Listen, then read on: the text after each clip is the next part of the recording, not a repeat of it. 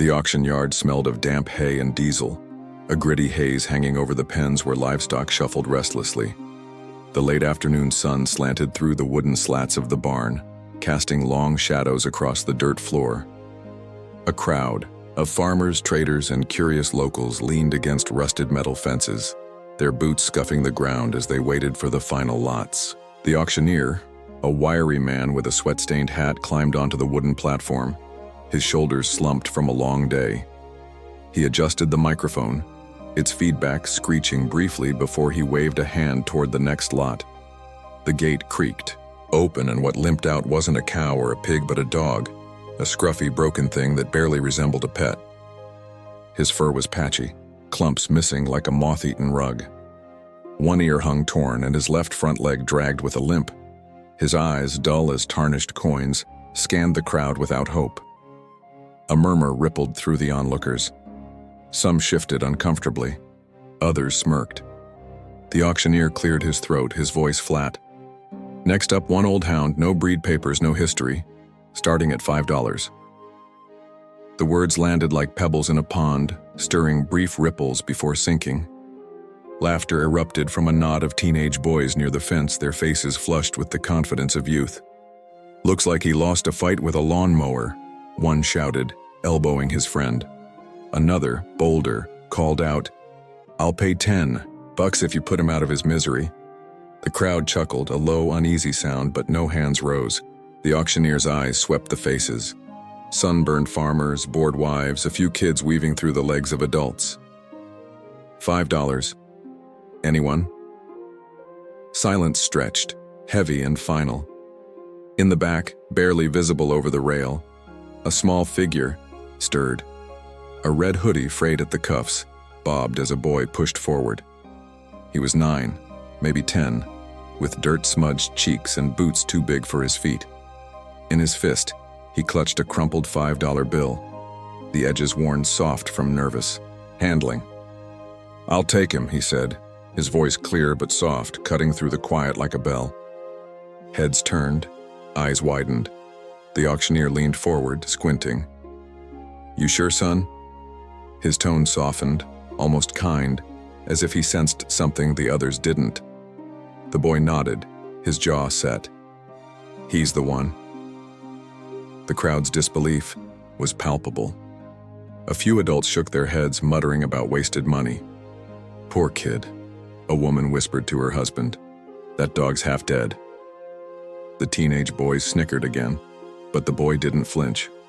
He stepped forward, boots scuffing the dirt, his hands trembling as the auctioneer signaled the deal.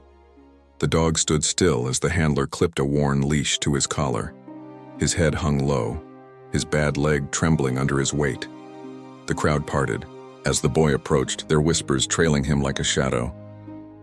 "What's he thinking?" a man muttered. "That mutt's not worth the rope he's tied with." But the boy didn't hear, or if he did, he didn't care. He knelt beside the dog, his small hand hovering near the matted fur, not quite touching.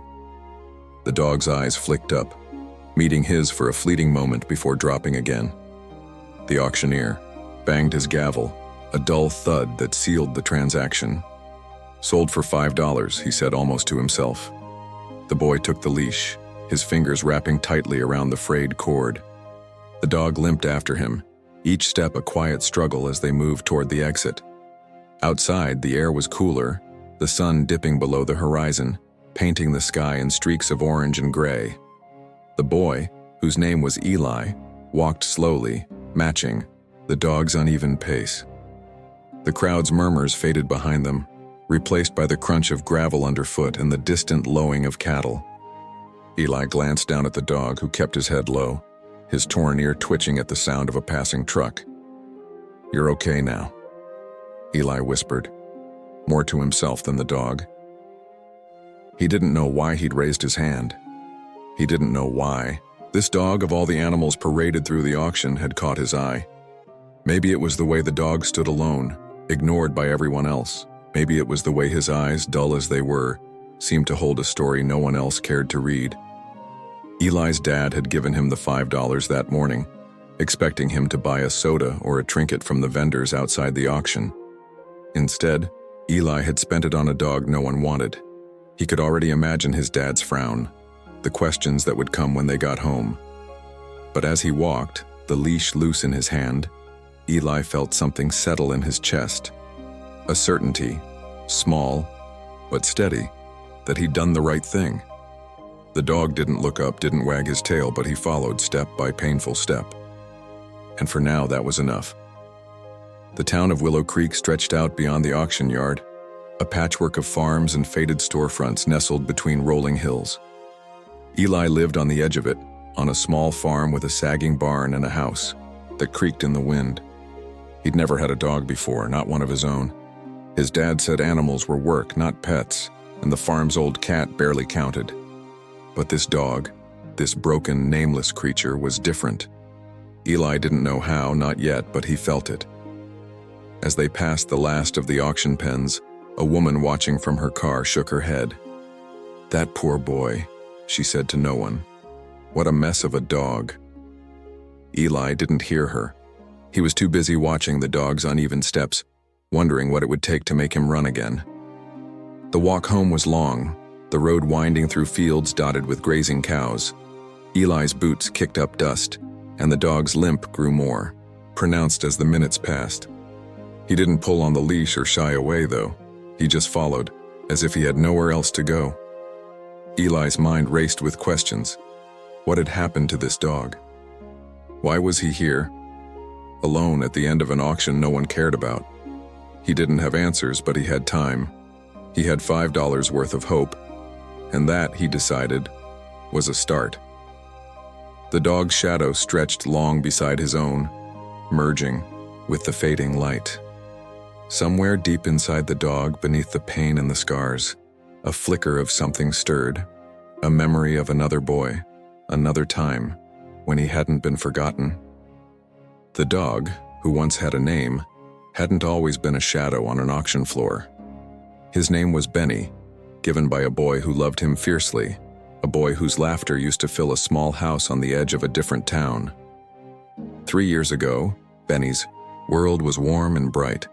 The house smelled of fresh bread and pine cleaner, its backyard a sprawling playground of grass and scattered toys. Benny, then a sleek hound with glossy fur and bright eyes, bounded after the boy whose name was Sam. They were inseparable. Sam, barely 7, would race through the yard, a stick in hand, shouting, "Fetch Benny!" Benny would leap, his paws skimming the earth, and return with the stick, tail wagging like a metronome. He was smart, shockingly so. Sam's parents marveled at how Benny learned to unlatch the gate with his paw, fetch the newspaper from the sidewalk, and even curl his lips into a goofy smile when Sam clapped and said, "Smile, Benny." They called him the best dog they'd ever had, gentle and loyal, a living proof that some things were too good to be true. But life has a way of unraveling what seems unbreakable. That winter, Sam's father fell ill. It wasn't a cold or a flu, but the kind of sick that lingered, draining color from his face and hope from the house. The hospital visits multiplied, each one longer than the last. Bills stacked up on the kitchen table, unopened envelopes piling like fallen leaves. Sam's mother stopped baking bread. The house grew quiet, the laughter replaced by hushed conversations and the hum of medical machines. Sam, too young to understand the weight of it all, noticed the changes in smaller ways. No more trips to the store for treats. No new toys for him or bones for Benny. The backyard games slowed, then stopped. Benny still waited by the gate each morning, his tail wagging, but Sam's calls grew softer, his eyes often red from crying.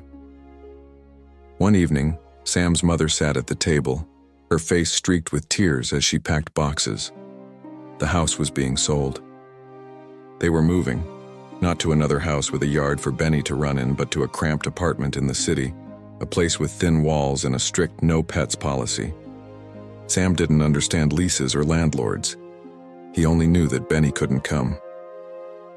That night, he knelt beside Benny on the living room floor, his small arms wrapped around the dog's neck. "You're my best friend," he whispered, his voice breaking as he buried his face in Benny's fur. "I'll come back for you, I promise." Benny didn't understand promises, only the warmth of Sam's hands and the salt of his tears. He licked Sam's cheek, his tail thumping softly against the floor. The next morning, a stranger arrived. Friend of Sam's mother, her face kind but strained. She clipped a leash to Benny's collar and led him to a car. Sam stood in the doorway, his hands clenched, watching as Benny looked back, confused but trusting. The shelter was a shock. The air was thick with the sharp scent of disinfectant and the endless barking of dogs crammed into metal kennels. Benny's cage was narrow, the concrete floor cold beneath his paws. He waited, his tail wagging every time the door swung open, expecting Sam's voice, his small hands. But days turned to weeks, then months. People passed his kennel, their eyes skimming over him. Too old, they'd say, or not cute enough. Benny's fur dulled, his frame thinned. The hope in his eyes faded, replaced by a quiet resignation. Still he stood each time the door opened, his tail giving a weak wag as if Sam might still come. After 4 months, a man adopted him. Benny's heart lifted. Maybe this was his chance. The man's house was small, its yard a patch of dirt surrounded by a chain-link fence, but there were no warm beds, no gentle hands. The man tied Benny to a post outside, a short chain that barely let him turn. A rusty water bowl was his only company, refilled irregularly. Rain soaked his fur, the sun baked it dry. Benny learned to curl into himself, to flinch at the man's heavy steps. One day, chasing a stray cat, Benny leaped from the porch and landed wrong. His leg twisted, pain shooting through it. He limped back to his chain, but the man didn't notice. No vet, no medicine, just a muttered, useless mutt. Weeks later, the man loaded Benny into a truck and drove to a place that smelled of hay and fear.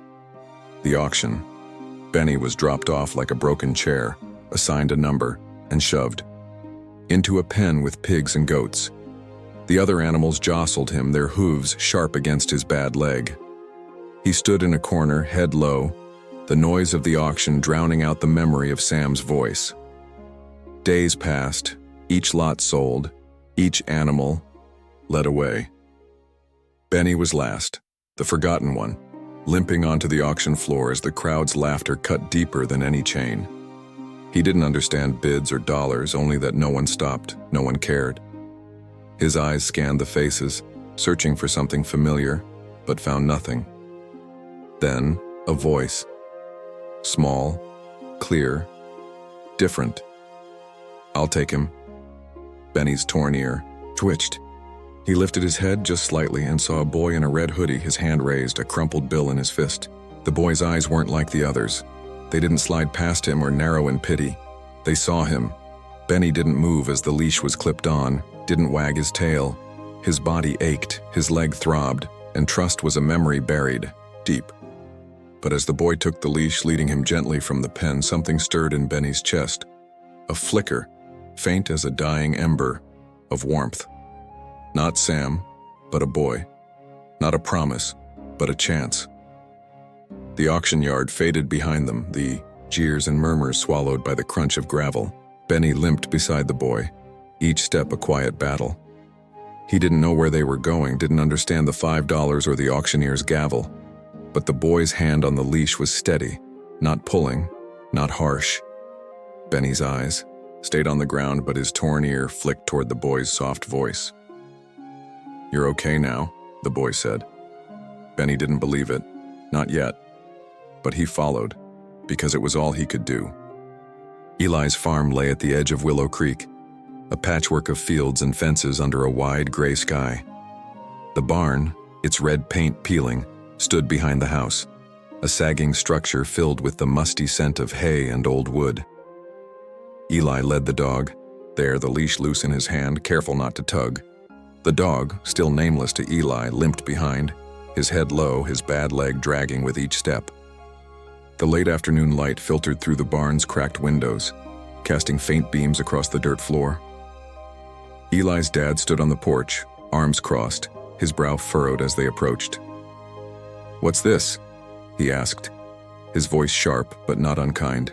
Eli looked up, his red hoodie slipping back from his face. "He needed me," he said simply. The silence that followed was heavy, like the air before a storm. His dad ran a hand through his hair, sighed, and said, "Well, he sleeps in the barn." Eli's face broke into a small smile. That's all he needs. That night, Eli dragged old blankets from the house, piling them in a corner of the barn to make a bed. He set down a chipped bowl of warm rice mixed with scraps of chicken, and another with water, clear and cool. The dog stood in the doorway, his body tense, eyes darting as if expecting a trap. Eli sat cross-legged a few feet away, his hands folded, in his lap. "You can eat," he said softly. "It's yours." The dog didn't move. His torn ear twitched, but his paws stayed rooted, his body trembling slightly. Eli didn't push. He just waited, the barn quiet except for the rustle of straw and the distant hum of crickets. Hours passed. The dog's eyes flicked to the food, then back to Eli, wary and untrusting. Eli's dad poked his head in once, shook his head, and left without a word. Eli stayed until the moon rose, then whispered, "I'll be back," before slipping out. The next morning, Eli returned with a plate of scrambled eggs, still warm from the stove. He brought a book, too, a worn copy of a story about pirates and hidden treasure. He sat near the blankets, opened the book, and read aloud, his voice steady and low. The ship creaked under the waves, and the captain's eyes gleamed with secrets. The dog stayed in the doorway, his bad leg tucked under him, but his ears flicked forward, listening. Eli didn't look at him directly, just kept reading, letting the words fill the space between them. The eggs went untouched, but the water bowl was half empty when Eli checked later. He smiled to himself, a small victory. On the third day, something shifted. Eli pushed open the barn door to find the dog lying on the blankets, his body curled tight but no longer trembling. He didn't move as Eli stepped inside, just blinked slowly, his dull eyes catching the morning light. Eli sat by the water bowl, closer this time, and started talking. Not reading, just talking. About school, about the creek behind the farm, about how he'd always wanted a dog, but his dad said they were too much work. "You're not work," Eli said, glancing at the dog. "You're just you." He paused, then added, "I'm gonna call you Benny. That sound okay?" The dog's ear twitched, and for a moment Eli thought he saw a spark in those tired eyes. He didn't know Benny was already his name, that it carried the weight of another boy's love. It just felt right. That night, Benny took food from Eli's, hand a small piece of bread, offered palm up steady and still. Eli held his breath as Benny's nose brushed his fingers, hesitant at first, then deliberate. The dog chewed slowly, then backed away, but he didn't retreat to the doorway. Eli's heart raced, but he kept his voice calm. "Good boy, Benny." The words hung in the air, soft and heavy. By the end of the week, Benny started following Eli when he left the barn. His limp was still pronounced, his steps cautious, but he trailed behind, keeping a few feet of distance. He flinched at loud noises, a slamming door, a passing car, but he didn't run. He never barked, not once, just watched Eli with those slow blinking eyes like he was trying to decide if this was real. Eli's dad noticed. From the kitchen window, he watched Benny limp after Eli across the yard, his tail low but swaying slightly.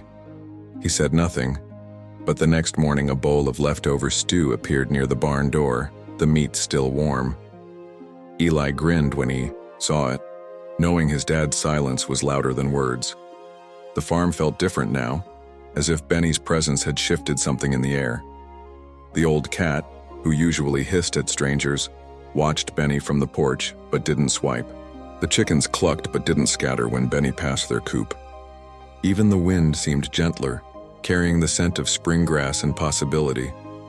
Eli spent every spare moment with Benny, sitting in the barn or walking the edges of the farm. He talked about everything, his teacher's bad jokes, the way the clouds looked like ships some days, how he wished his mom were still around to see Benny. His mother had left when he was 5, a memory he didn't talk about but carried like a stone in his chest. Maybe that's why he saw Benny differently, why he'd raised his hand at the auction. He knew what it felt like to be overlooked, to need someone to see you. Benny's eyes were changing too. The dullness was fading, replaced by something softer, not trust, not yet, but a flicker of hope. He still kept his distance, still froze when Eli moved too fast, but he followed. And every night when Eli said, "See you tomorrow, Benny," the dog's tail gave a single tentative wag. The barn became their sanctuary, a place where time slowed and the world's judgments couldn't reach. Eli brought new things each day, a rubber ball he found in the attic, a brush to smooth Benny's patchy fur. The ball sat untouched, but Benny let Eli brush him once, his body tense but still. "You're gonna be okay," Eli said, and he meant it for both of them. Outside, the town whispered about the boy and his broken dog, their pity mixed with doubt. But inside the barn, none of that mattered. Benny's ears perked at Eli's voice now, and when Eli laughed, Benny's head tilted, as if remembering what joy sounded like. It wasn't trust yet, but it was a beginning, a thread of connection growing stronger with each quiet moment. Spring arrived in Willow Creek like a long-held breath, the air warm and soft, the fields waking with patches of green. Eli loved these days, when the world felt alive and full of secrets. That Saturday afternoon, he set out to explore the woods, behind the farm, where a creek snaked through tangled trees and moss-covered rocks. Benny limped behind him, his bad leg less hesitant now, his tail low but wagging faintly. Their walks had become a ritual, quiet adventures where Eli talked and Benny listened, the two of them moving as one through the farm's wild edges. Eli carried a stick, tapping it against tree trunks, imagining himself a knight or an explorer. "We're on a quest, Benny," he said, grinning over his shoulder. Benny's ears perked, his eyes brighter than they'd been weeks ago, though he still moved carefully, his limp a constant reminder of his past. The woods were dense, the air thick with the scent of damp earth and pine. Eli followed the creek, its water glinting in the sunlight, until he spotted something half hidden by ivy. An old shed, its wood weathered gray, its roof sagging like a tired sigh. Curiosity sparked in Eli's chest. "What's in there, Benny?" he asked, his voice bright with excitement. Benny waited at the edge of the clearing, his torn ear twitching as Eli approached the shed. The door was warped, stuck tight, but Eli tugged until it creaked open, revealing a dark, musty interior. Broken tools littered the floor, rusted shovels, a cracked bucket, a coil of frayed rope. "I'll be right back," Eli said, flashing Benny a grin before stepping inside. The shed smelled of mildew and forgotten things. Eli's boots scuffed the uneven floorboards, his eyes adjusting to the dim light filtering through cracked windows. He poked at a pile of junk, imagining buried treasure or old maps. Benny stood in the doorway, his body tense, his eyes fixed on Eli. Then, with a sharp crack, the floor gave way. Eli shouted as he dropped, his legs plunging through splintered wood into a shallow hole beneath. Dirt rained down, and a heavy board pinned his right leg, not breaking it, but holding him fast. Pain shot through his ankle, sharp but bearable. He pushed against the board, but it didn't budge. "Benny," he called, his voice cracking with panic. "Help!" Benny's head snapped up, his ears rigid. For the first time since Eli had known him, he barked, a sharp, echoing sound that split the quiet woods. His eyes, wide and wild, locked on Eli. Then he turned and vanished from the doorway. Eli's heart pounded. He pushed again, his hands slipping on the damp wood, but the board held firm. Tears stung his eyes, not from pain, but from the sudden weight of being alone. The shed was silent, the creek's soft gurgle the only sound. "Benny," he whispered, his voice small. Minutes dragged, each one heavier than the last. He tried to shift, to twist free, but the board pressed harder, and the dirt beneath him was cold, seeping into his jeans. Back at the farm, Eli's dad had just stepped onto the porch, a mug of coffee in hand, when he heard the barking. It was faint at first, then louder, urgent. He frowned, setting the mug on the rail. Benny burst from the woods, his limp forgotten in a frantic sprint, his barks sharp and relentless. He skidded to a stop near the porch, dirt flying, his eyes wild with purpose. He barked again, turned, and ran a few steps back toward the woods, then stopped and barked louder, his body trembling with effort.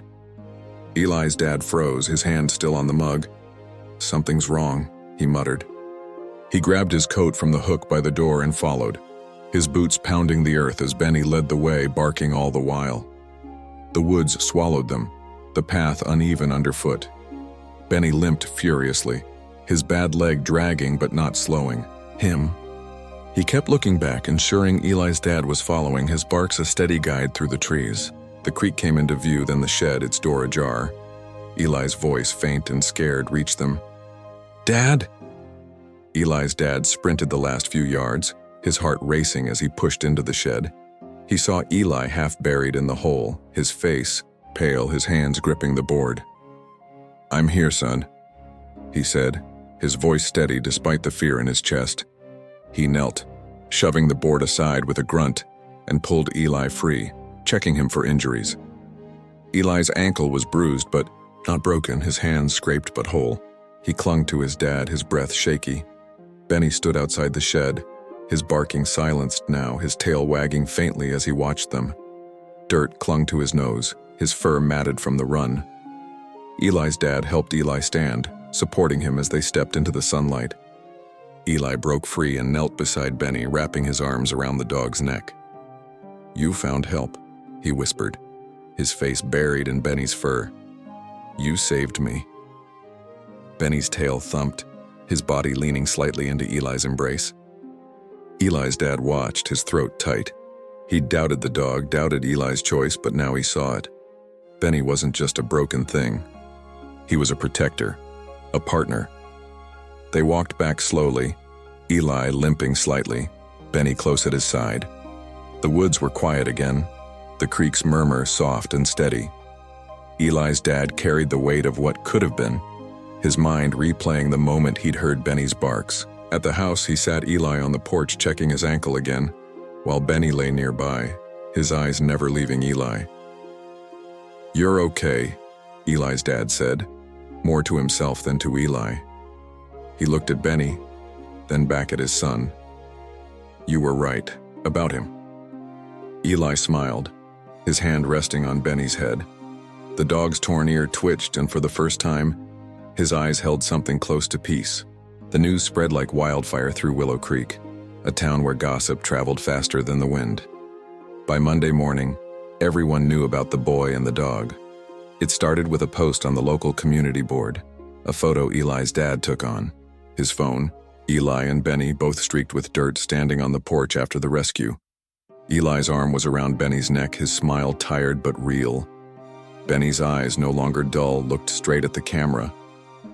The caption was simple: "This dog no one wanted just saved my son's life." Eli's dad, a man of few words and fewer online habits, had hesitated before posting it. But something about Benny's run through the woods, his relentless barking, demanded to be shared. Within hours, the post was shared hundreds of times, then thousands, spreading beyond Willow Creek to neighboring towns and strangers' screens. Comments flooded in, from neighbors who'd seen Eli at the auction to people who'd never met him. "What a good boy," one wrote. "Never judge a dog by a limp," said another. "That kid saw something the rest of us missed." The local news station called that afternoon, their voice crackling through the farmhouse's old landline. They wanted an interview, a chance to tell the story. Eli's dad agreed, more for Eli than himself. The reporter arrived the next day, her camera crew setting up in the yard while Eli sat on the porch steps, Benny at his side. The spring sun was warm, the air carrying the scent of blooming clover. Benny's fur was cleaner now, brushed by Eli's. Careful hands, though his limp and torn ear remained. The reporter, a woman with kind eyes and a notepad, knelt to Eli's level. "Why'd you choose him?" she asked, glancing at Benny. Eli shrugged, his red hoodie bright against the faded wood of the porch. "He looked like he needed someone. I know how that feels." His voice was quiet but sure, and the reporter paused, her pen still. She looked at Benny, then back at Eli and said, "I think he saved more than just you." The interview aired that evening, a short segment that played across the county. It showed Eli tossing a stick for Benny, who limped after it, but didn't pick it up, just stayed close. It showed Eli's dad, his voice gruff but proud, saying, "That dog's got more heart than most people." And it showed Benny, sitting tall, his eyes soft but alert, as if he finally knew he belonged. The story didn't stop there. The post kept spreading, shared by animal shelters, local businesses, even a veterinarian in the next state who offered to check Benny's leg for free. People drove by the farm, slowing to catch a glimpse of the boy and his dog. Some left gifts on the porch, dog treats, a new leash, a handwritten note that said, "Thank you for seeing him." The teenage boys from the auction, the ones who'd laughed, saw the news and fell quiet. One of them, red-faced, stopped Eli at the general store and mumbled, "Didn't know he was like that. Good dog." Eli just nodded, his hand on Benny's head. Eli's dad watched it all with a mix of pride and disbelief. He'd never been one for attention, but he saw how the town looked at Eli now. Not as the quiet kid in the two big boots, but as someone who'd seen what they hadn't. The farm felt different too. The barn, once just a place for tools and hay, was Benny's home, his blankets a permanent fixture. The old cat started napping closer to Benny's bed, and Eli's dad found himself saving scraps from dinner, setting them by the barn door without a word. Benny's limp was still there, but he moved with purpose now, following Eli across the yard, his tail wagging more each day. Eli felt the change too. He'd always been the kid who kept to himself, who felt the weight of his mother's absence like a shadow he couldn't shake. But with Benny, he wasn't alone anymore. They spent evenings in the barn, Eli reading or talking, Benny listening with his head tilted. One night, Eli sat cross-legged on the blankets, his voice soft. "You knew what to do, didn't you, when I was stuck?" Benny's tail thumped, his eyes steady on Eli's face. "We're a team now." It wasn't just words. Eli felt it, deep in his chest, the way Benny's presence filled the empty spaces in his heart. The town's cold hearts thawed one by one. The woman who'd called Benny a mess sent a homemade pie to the farm, her note apologizing for her words. The auctioneer, who'd barely looked at Benny that day, saw the news and shook his head, wondering how he'd missed it. Willow Creek, a place quick to judge, began to see differently.